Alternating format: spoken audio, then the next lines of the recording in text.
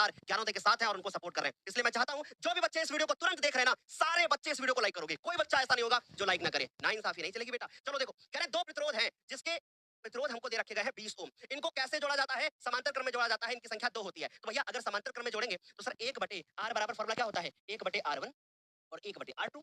तो सर ये तो दोनों हमारे 20-20 हमको दे रखे गए हैं। यानी गुरुदेव 1 बटे r बराबर हमारे पास क्या आएगा? सर ये आएगा हमारे पास 2 बटा 20, यानी सर 1 बटा 10। यानी r की जो वैल्यू आ गई सर वो कितनी आ गई? वो आ गई 10 ओम।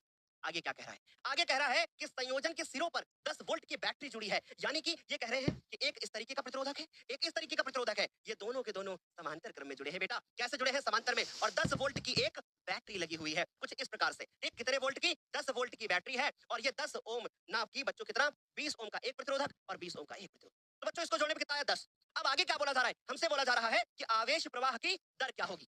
ऐसा सवाल हमसे पूछा गया है। बच्चों देखो जरा ध्यान से, ठीक, कि यहाँ लिखा है कि आवेश प्रवाह की दर। मेरे बच्चों एक बार बताओ जल्दी से, आवेश प्रवाह की दर क्या होता है? क्या हम आवेश निकालेंगे? ना बाबा, ना ना ना ना ना। हमने एक परिभाषा पढ़ रखा है। क्या हमने परिभाषा पढ़ रखी है? लेवल देखो प्रश्नों का, प्रश्नों का लेवल देखो। यही प्रश्न पेपर में बनेंगे। धारा को हम क्या बोलते हैं? आवेश प्रवाह की दर। आवेश प्रवाह की, आवेश प्रवाह की दर। और बच्चों ऐसा ही एक सवाल 2025 में पूछा गया है, जहां पर पूछा गया है प्रति सेकंड प्रवाहित आवेशों की संख्या ज्ञात कर लो। और वैसे ही मैंने एक दूसरा सवाल बना दिया कि भैया आवेश प्रवाह की दर, क्योंकि एग्जामिनर भी सोच के पेपर बनाता है और हम भी सोच के सवाल पूछ रहे हैं। तो आवेश प्रवाह की दर यानी बच्चों किसके बारे में बात हो रही है? धारा के बारे में बात हो रही है। तो सर आर पता हो गया, तो सर अब हम क्या लिखेंगे? हम धारा लिखेंगे। धारा आई बराबर क्या होता है? वी बटे आर होता है। तो सर वी की वैल्यू हमको 10 दे रखी गई है और सर ये भी हमको 10 दे रखी गई है। आंसर क्या आएगा? 1 एम्पियर। लेकिन हम लोग इसका एक दूसरा मात्रक भी जानते हैं और वो क्या होता है? कूलाम पर सेकंड। क्या होता है? कूलाम पर सेकंड।